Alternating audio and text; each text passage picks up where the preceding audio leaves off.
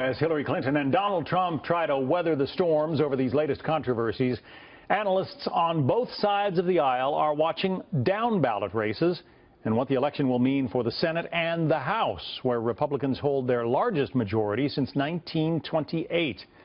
Let's bring in Kyle Kondik, political analyst at the University of Virginia Center for Politics and author of the new book, The Bellwether: Why Ohio Picks the President.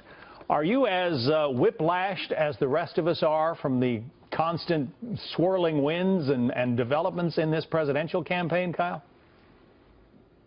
It's just incredible, and of course there's been a lot of crazy developments even over the last day. And you know, the challenge for Trump is that he was getting fairly close in the polls before the first debate, and then he started losing support after the first debate, and it's really been it's just getting worse, I think. And if the major story of the day, and I think it will be and will continue to be that you know, whether Trump, you know, was groping women or something like that, I mean, I don't see how that helps him come back given the hole that he's already in. There have been a lot of concerns, especially expressed by Republicans, that if Donald Trump does not do well in the presidential race, that it could hurt down-ballot races for the House and the Senate.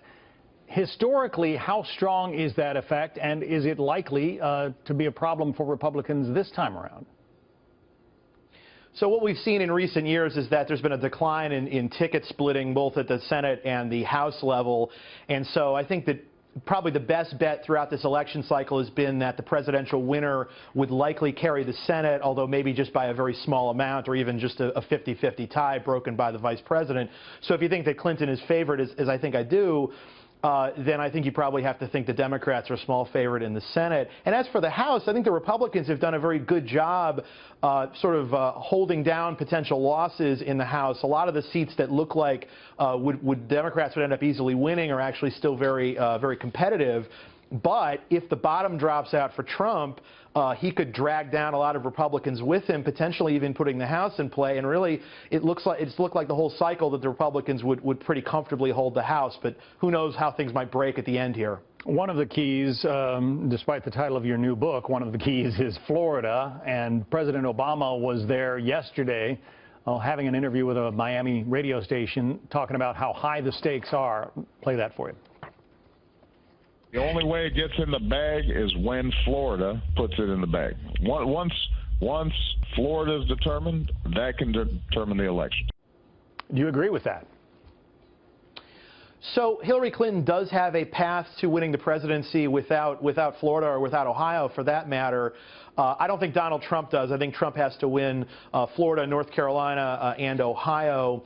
As states that George W. Bush carried twice, and Obama carried Florida and Ohio twice. Obama carried North Carolina once. And then if Trump was able to do that, he'd have to pick up some additional states. But I do think that if Clinton wins either Florida or Ohio, that this election is over, and she's leading in both of those states currently. She is leading in Ohio because until fairly recently, Trump was up in Ohio.